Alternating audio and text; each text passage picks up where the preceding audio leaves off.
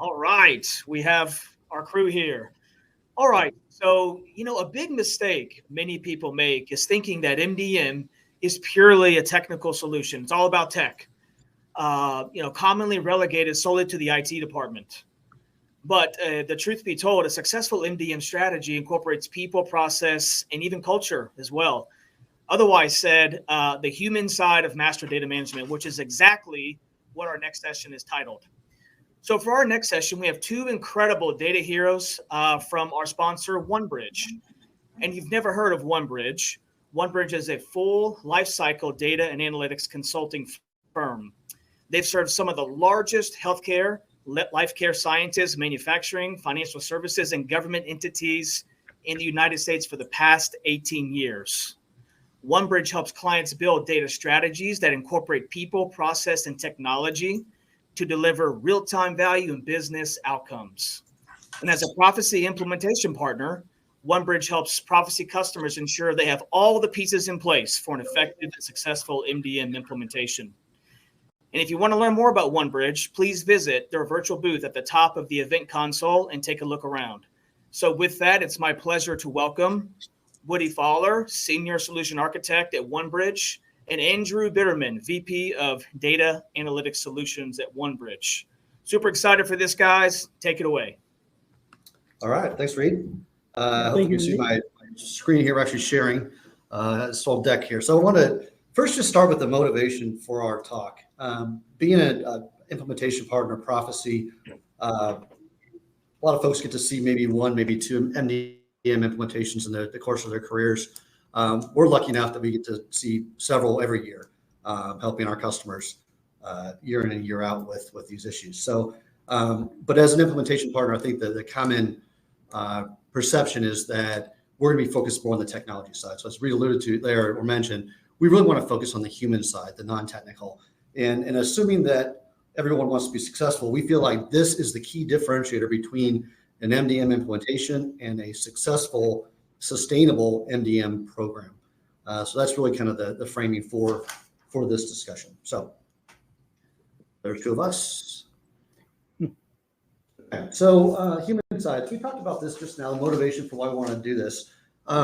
There's actually kind of a couple different sides around the human side. There's the human side of actually implementing and rolling it out, but then there's also the humans that are impacted ultimately. So you're in customers, how they're experiencing, household needs come up before, what's that customer experience look like? So there's definitely a human side, non-technical side to this.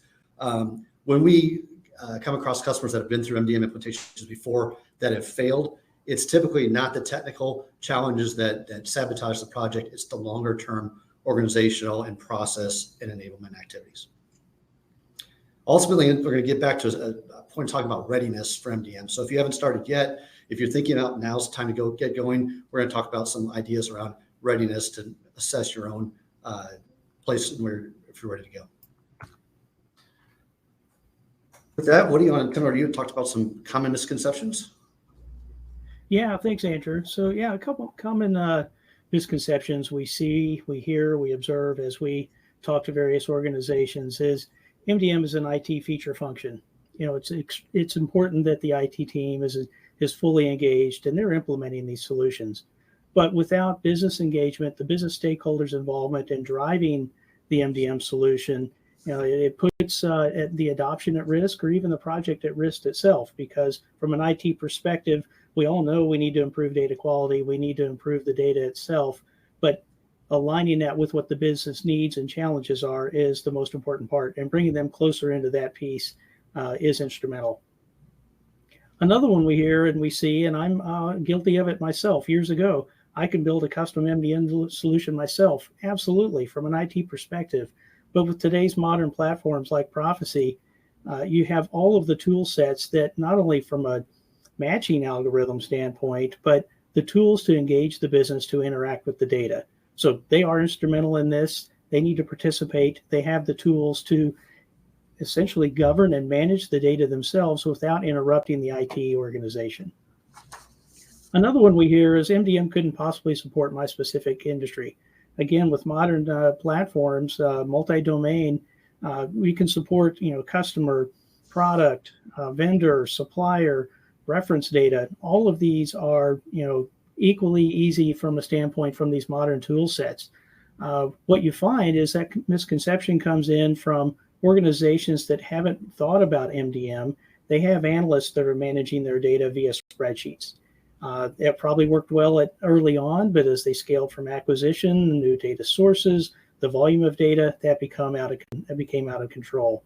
But now with tools like Prophecy, you can address that at scale.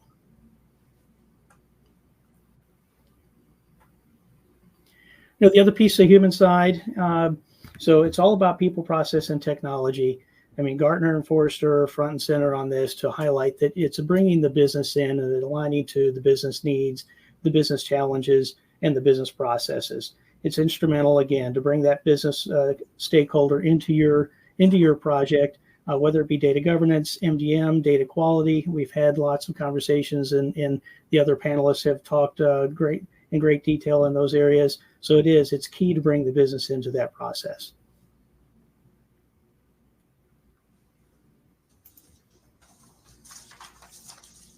So that key takeaway is MDM is IT enabled. That's extremely important, but business owned and managed. If you're new to MDM on your journey, and you're considering an MDM platform, or maybe you have an existing platform and you're struggling with adoption, take a look at your business. Are you aligned with the business data strategy, the business challenges, and those key business use cases?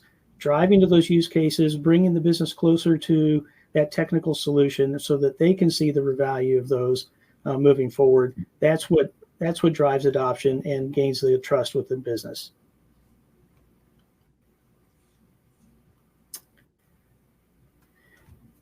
Also, some of the key business value stakeholders here with, customer experience. Two things come to mind here that we see regularly. One is, customer service. So customer service is challenged with, you may have been challenged here yourself. You call into an insurance for your insurance policy and they want to know who you are. They'll ask you a series of questions, not only for security, but probably they're dealing with multiple records of your customer domain. So they're trying to align your record with the customer contact. So with MDM, that brings that together into one centralized, essentially called a golden record, so that now you have a 360-degree experience from a customer service as well as the customer interaction. And all the customer complaints or the customer services, the customer products, the services that they require, and not try to hunt and peck through your data to address that. The other piece of that is, many organizations have many brands and products and services requiring customers to have unique accounts to log in and manage those interactivities. MDM can bring that together into a common user experience portal that the customer can now see their own interaction from an organization holistically. Marketing can take advantage of the 360-degree experience, mostly about building stronger opportunities around cross-sell and upsell. Sales ops are empowering your sales teams to have that full experience of what's going on with the customer. Perhaps you have data science or advanced analytics engaged to support the sales team in finding predictive indexes or making better recommendations on pricing and products for that particular customer. Yeah, I think another example here is, Ursula brought up householding earlier. That's one that, to me, sits kind of in all three of these. Yeah. Good. It's a super powerful use case in that sense. But Woody mentioned use cases. I want to talk more about that. When you're talking about rationalizing your MDM implementation, Andrea talked about, speaking the business's language, understanding the business value associated with undertaking an MDM program, not a project, right? So I think that's very, very important to understand the business value associated with this. So a lot of times when we're doing a Prophecy implementation, one of the first steps will be to do a business impact roadmap. And that's basically looking at these use cases that are specific to your organization, where they're going to get the most lift and hopefully an actual quantifiable ROI. And it gets to a point where it's not the cost associated with it, it's the cost of doing nothing. So if you don't do this, what's it really losing you every month in opportunity? So, or costing you every month in opportunity. So I think that's an important piece of this. Otherwise, it just becomes a cost equation. There's been allusions to this earlier. I thought we just call it out specifically because there are implications to the human side of MDM here. Analytical versus operational MDM, again, two different paradigms for implementing MDM. We typically recommend starting with the analytical for a reporting standpoint, but ultimately, if the need is there, it makes sense to push that into an operational mode where you're actually pushing those decisions back out into source systems and is becoming part of the operational processes. So in that sense, operational MDM has a real impact on the business and the people involved with the processes.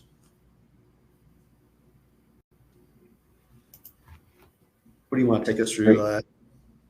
Yeah, so thanks, Andrew. So, a bit of an implementation path, but what's instrumental to bring the business and the human side and the stakeholders into that process. So really it's defining those business use cases. We ask that question up front and trying to align that so that the implementation now has a target and a focus. Is MDM ever finished? I think we heard one of the previous speakers. It's always an iterative process. You're always growing, you're always scaling, you're always improving, but you're aligning to a specific use case moving forward. Then determine that implementation style that Andrew just mentioned, whether it's analytical or operational. Again, recommend analytical first, but if the business use case and the drivers of the organization decide operational, then certainly that's where you need to go. Identifying those data domains. So the domains that are imperative to success in the business use case. Maybe there's supporting domains that need to be added to the roadmap for future implementation, but having those inventoried and understand and getting those definitions aligned with the data governance team are instrumental.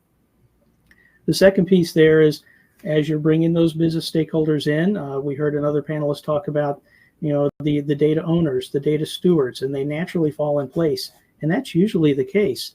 They're probably already doing stewardship in some form or fashion that just hasn't been operationalized and endorsed and supported from the organization. And other organizations, they have a very mature stewardship program. So helping them understand, helping them align, and providing them with the tools and the processes to move forward to stewardship and data ownership.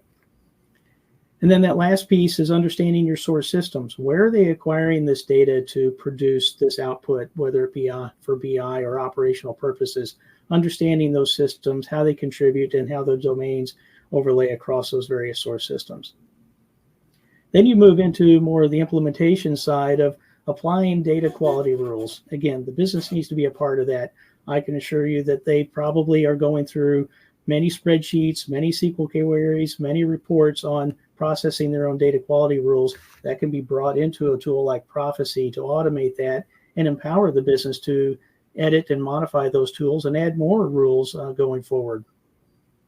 You develop a matching strategy. So again, the business is probably already doing some form of matching or knows the tricks, if you will, of matching and grouping together like objects in the data. Take advantage of that. They're going to drive that. And ultimately, they own that. They're the ones that have to agree that when you bring like records together and produce a golden record, that it's representative of their understanding of the business and their customers or whatever domain is in question.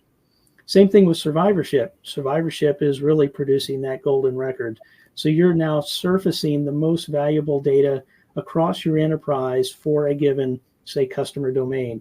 Name may be better suited from source A, address from source B, phone number from source C, as an example, and helping them drive and build that golden record based on those providing attributes. The last piece is stewardship and workflow processes. So this really drives that tight integration and the business processes with the business themselves, allowing Prophecy to open up the various forms and portals and fast apps so that they can interact with the data, make changes where they need to, enrich the data, or even modify the data from the business rules and processing going forward.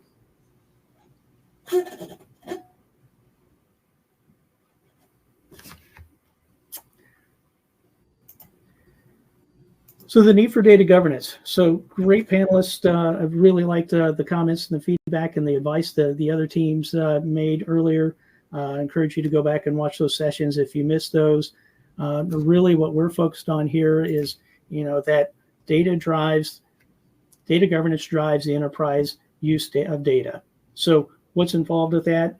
Typically a framework. A lot of times we'll see that a framework can be overwhelming, but you still need that underlying framework.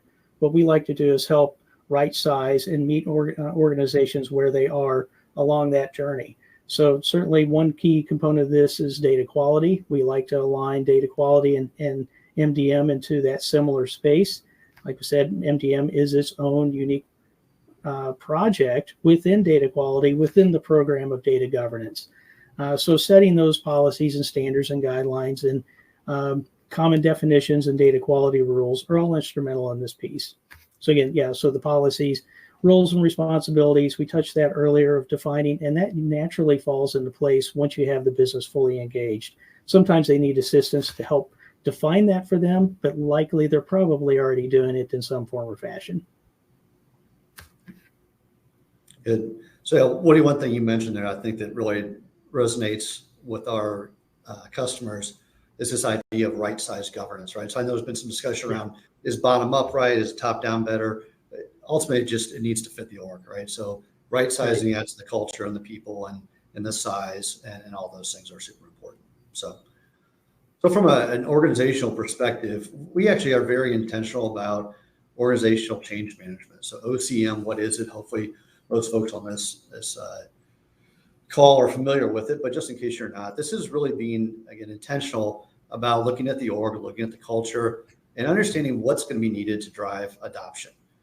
When we see MDM implementations that have failed in the past, it's usually, again, an organizational or process issue.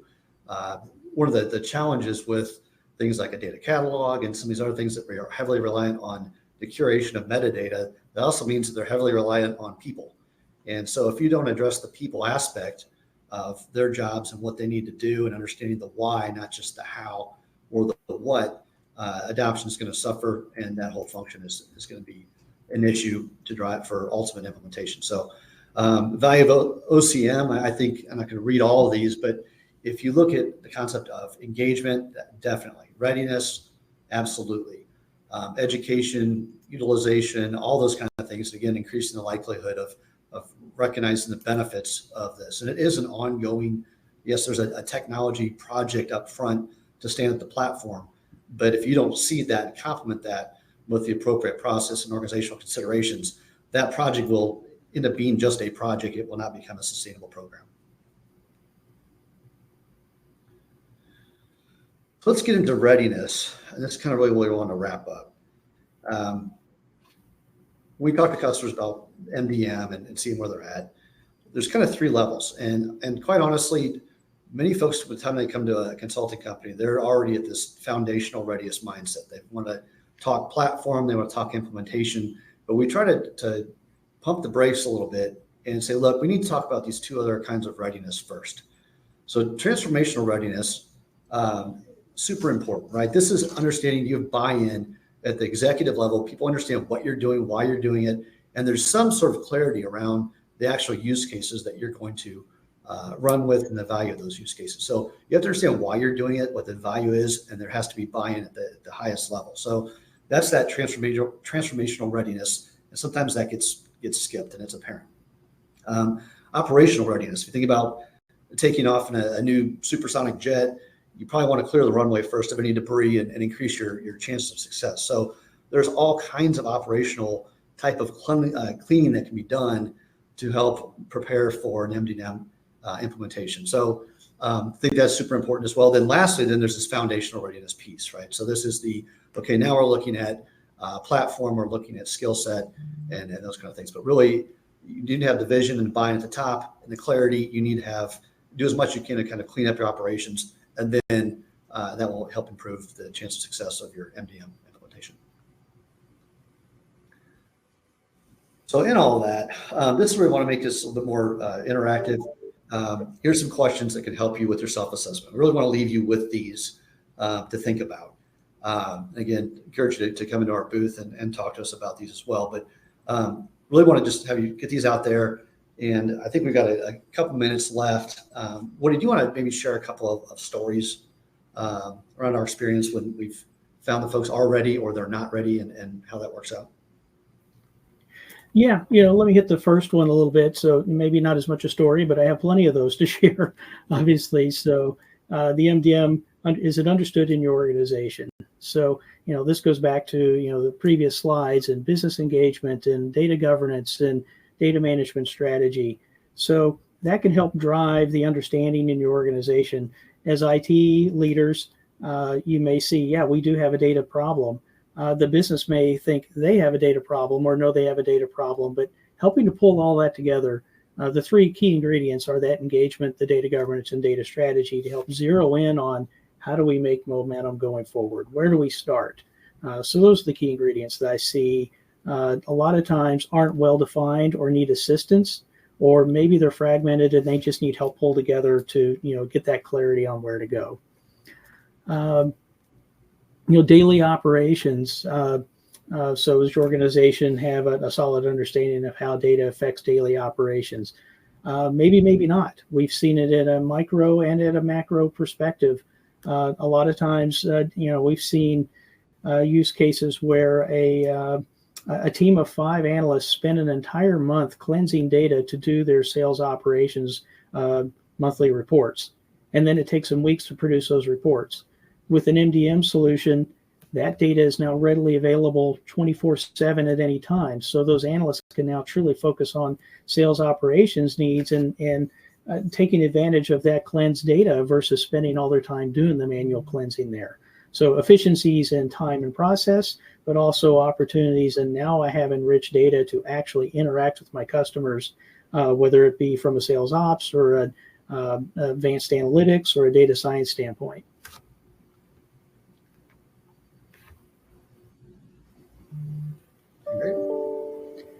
Those are two key things that jump out to me, but happy to take any questions, or we can work through any of the others if you like.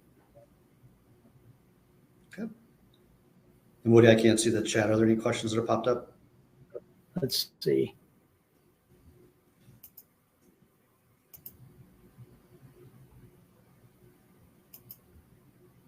I don't see any questions, but happy to take any if anyone has anything.